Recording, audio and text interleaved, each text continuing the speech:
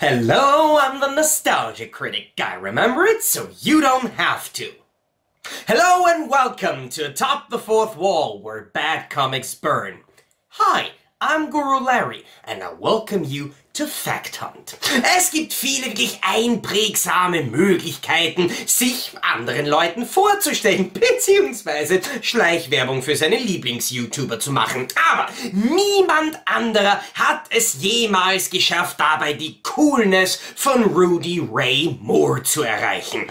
Dolomite is my name and fucking up motherfuckers is my game. Was für eine geile Zeile. Blöderweise nur, dass sich Eddie Murphy für sein Rudy Ray Moore Biopic den falschen Teil von diesem Zitat gekrallt hat. Aber ja, unter dem Titel Dolomite is my name kam eben vor kurzem mit Eddie Murphy in der Hauptrolle ein Biopic für den großartigen Rudy Ray Moore auf den Markt. Und Rudy Ray Moore sagt wahrscheinlich den meisten von euch leider gar nichts. Dabei war er in den frühen 60er, 70er Jahren einer der einflussreichsten Stand-up-Comedians, Musiker, Rapper, beziehungsweise dann später auch Filmstars. Und Filmstar ist genau der Teil von Rudy Ray Moores Karriere, mit dem wir uns heute beschäftigen wollen. Denn er war noch wesentlich mehr als nur Dolomite. Nein, er war auch P.T. Wheatstraw, Monk Rudy, Chief Crispy und Dangerous Dan. Aber er war auch der Disco Godfather. In dem Film, man glaubt es kaum, Disco Godfather von J. Robert Wagner, dessen Regiekarriere Filme umfasst wie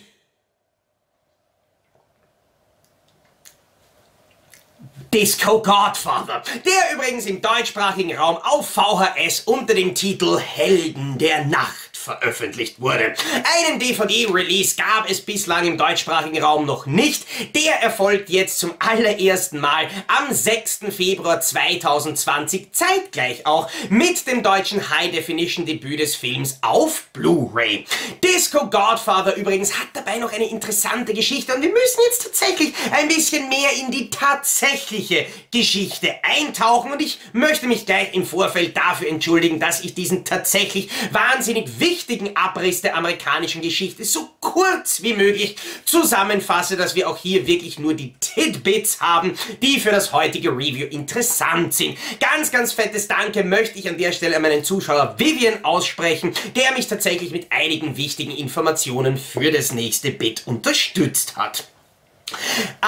In Amerika wurde zwar schon die Sklaverei Ende des 19. Jahrhunderts abgeschafft, aber natürlich bedeutete das noch lange nicht, dass die rassistische Segregation der afroamerikanischen Mitmenschen ebenfalls ein Ende hat. Erst Mitte bzw. Ende der 1960er Jahre wurden wahnsinnig wichtige Schritte gesetzt mit dem Civil Rights Act, dem Voting Rights Act und dem Fair Housing Act. Aber von einer tatsächlichen Gleichberechtigung ist natürlich noch lange nicht zu sprechen und ich glaube auch heute brauchen wir da noch immer nicht wirklich groß den Moralapostel raushängen lassen.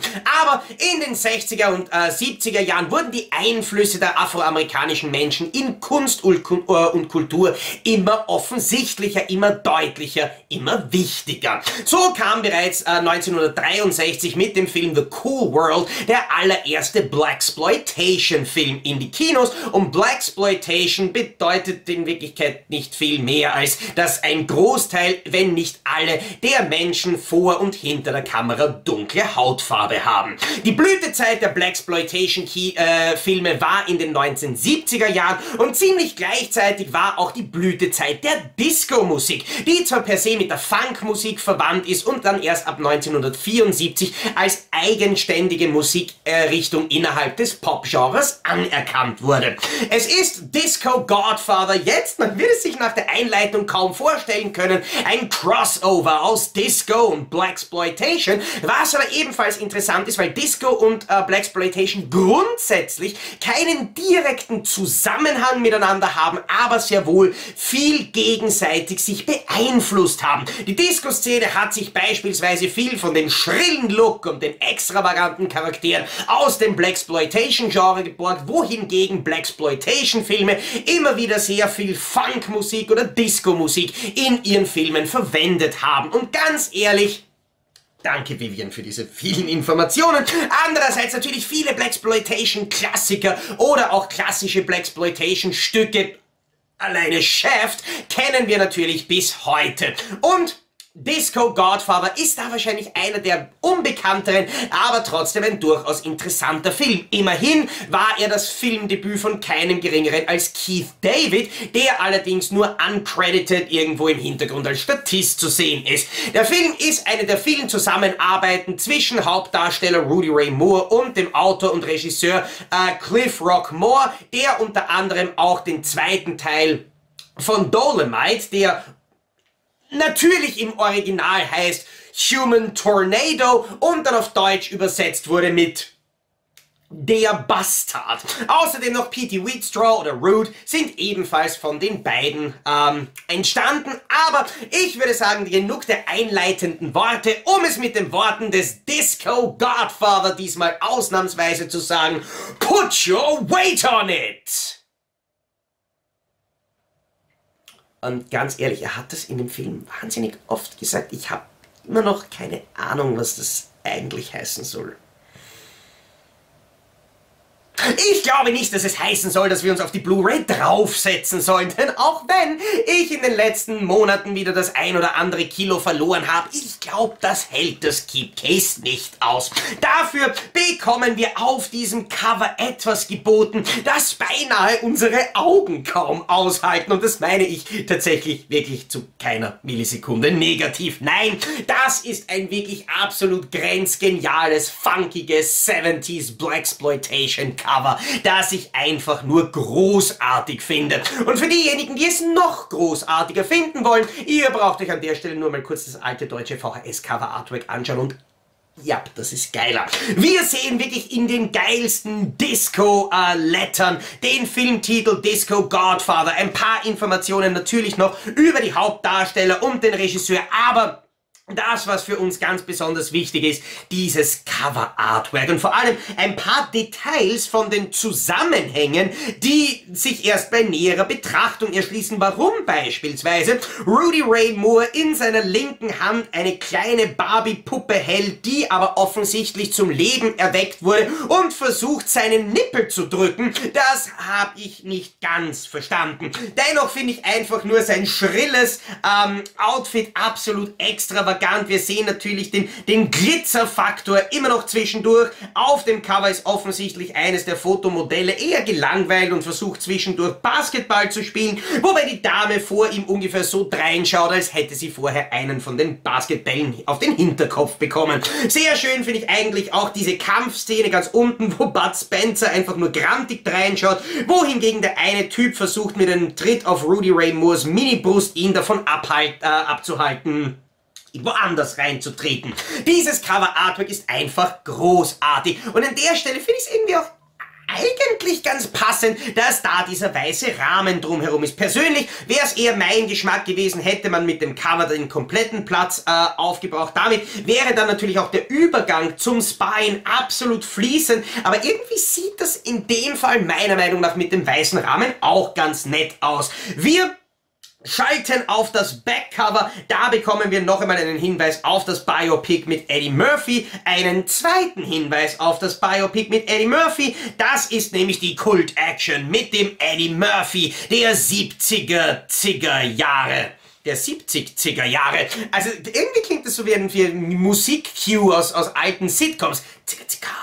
Außerdem bekommen wir die Inhaltsangabe zum Film absolut großartig geschrieben an der Stelle, die technischen Details sowie die Informationen zum Bonusmaterial. Da ist die deutsche Blu-ray mit nur Trailermaterial relativ mager ausgefallen. Die amerikanische Blu-ray von Vinegar Syndrome ist außerdem noch mit einer Dokumentation über den Film mit 25 Minuten und außerdem noch mit einem Audiokommentar, bei dem unter anderem eben auch Rudy Ray Moore, J. Robert Wagner und Cliff Rock Moore ans Mikrofon gebeten wurden. Das fehlt leider bei der deutschen Disc. Wir können jetzt dann einmal nach innen schauen. Da wartet natürlich auf der rechten Seite gleich die Blu-ray, bedruckt mit demselben Artwork, das wir auch draußen auf dem Frontcover gesehen haben. Und darunter schlummert genau dort, wo es hingehört, nämlich dort, wo man es nicht so leicht sieht, das Wendecover mit dem großen FSK-Logo.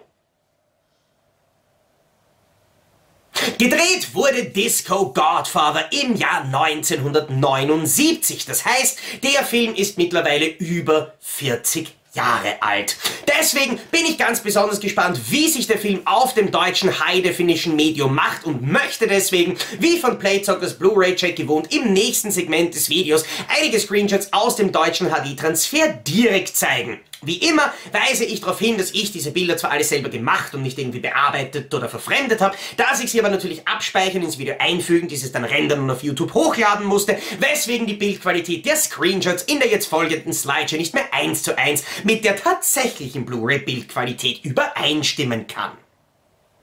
Trotzdem, finde ich, bekommen wir wie immer einen sehr, sehr guten Einblick in die Bildqualität und die ist schlicht und ergreifend phänomenal. Das Bild bietet zwar einen etwas steileren Kontrast und deswegen gerade bei helleren Bildbereichen ganz dezente Überstrahlungen, was aber so ein bisschen diese typische 70er funkige Funkelatmosphäre sehr, sehr gut rüberbringt. Der Film bietet aufgrund seiner Vielzahl an Tanzszenen natürlich immer wieder das ein oder andere unscharfe Bildelement. Das darf man allerdings auf den Screenshots nicht zu ernst nehmen. Dabei handelt es sich immer um die Elemente, die sich gerade in Bewegung befinden, was natürlich beim normalen Anschauen des Films dann auch nicht irgendwie negativ zutage tritt. Ganz im Gegenteil. Das Bild läuft sauber ab. Der Film ist nur eben aufgrund seiner sehr dynamischen Präsentation und Ästhetik teilweise ein bisschen schwieriger zu fotografieren gewesen. In den ruhigeren Aufnahmen sieht man meiner Meinung nach absolut fantastisch, dass dieser Film eine großartige Schärfe und vor allem auch eine hervorragende Detailzeichnung hat. Die Körnung des Filmmaterials macht sich in den dunkleren Szenen, vor allem eben in den Disco-Szenen und diesen Traumsequenzen, teilweise noch etwas deutlicher bemerkbar, ist produktionsbedingt ein bisschen wechselhaft in ihrer Erscheinung, nimmt aber meiner Meinung nach auch zu keiner Zeit irgendwie störende Ausmaße an. Andere Szenen wiederum gibt's, die dann nur sehr, sehr wenig bis fast gar nicht rauschen. Insgesamt bin ich persönlich ganz besonders von der Farbbrillanz des Films beeindruckt, die ganz besonders bei Tageslichtaufnahmen einfach nur hervorragend aussieht und meiner Meinung nach zu keiner Zeit auch nur ansatzweise erkennen lässt, wie alt der Film eigentlich tatsächlich ist. Natürlich, die absolut übertriebene, typische Blaxploitation-Optik tut dazu ihr Übriges, aber ganz ehrlich, deswegen sind wir ja auch hier. Meiner Meinung nach ist die Bildqualität absolut hervorragend. Auf die Blu-ray gepackt wurde der 94-minütige Film mit 21,4 GB, was finde ich absolut ausreichend war, um dem Film genügend Spielraum der Kompression, auch genügend Spielraum zu bieten, um das Ganze gut und ohne etwaige Störfaktoren präsentieren zu können. Vielleicht erinnert sich der ein oder andere von euch noch an das Blaxploitation Special aus Playzocker vs. Italophiler, wo ganz deutlich wurde, dass Robert ein wirklicher Blaxploitation-Experte ist. Zocki eher nicht so. Deswegen war Disco Godfather tatsächlich einer der fast ersten Blaxploitation, die Filme, die tatsächlich meinen Fernsehbildschirm berührt haben, und es war glorious. Man muss natürlich sagen, put your weight on it. Ich weiß noch immer nicht, was das heißen soll. Ist nicht ganz so bahnbrechend wie Dolomite is my name and fucking up motherfuckers is my game. Das musste ich einfach noch einmal sagen. Aber der Film macht absolut Spaß. Es ist eine absolute What the Fuck-Parade in seinen 94 Minuten mit unglaublich ausgedehnten, langen Tanzeinlagen, Musikeinlagen, extrem umfangreichen Sequenzen, in denen Rudy Ray Moore einfach nur als DJ in der Disco steht und Musik auflegt, das Mikrofon anbrüllt und Leute dazu tanzen, mehr oder weniger ein Drittel von dem macht, was ich hier auch den ganzen Tag mache. Das ist irgendwie relativ witzig und vor allem schrill mit anzusehen. Die Geschichte wurde dann allerdings sehr, sehr schön inkompetent, sehr, sehr schön trashig, eigentlich inszeniert.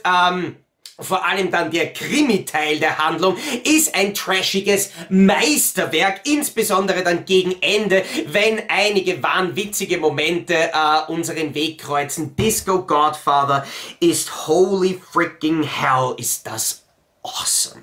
Und nachdem vor einiger Zeit Der Bastard bereits in Deutschland auf DVD erschienen ist, es aber auch von anderen Rudy Ray Moore Filmen, nämlich eben den beiden Dolomite-Titeln von Vinegar Syndrome in Amerika auch HD-Master gibt, könnten wir die Daumen drücken, dass Disco Godfather nicht der einzige Rudy Ray Moore Film bleibt, den wir auch hierzulande in High Definition auf Blu-ray bekommen, denn ganz ehrlich, nach dem, was ich bei Disco Godfather gesehen habe, möchte ich von Rudy Ray Moore einfach nur mehr sehen.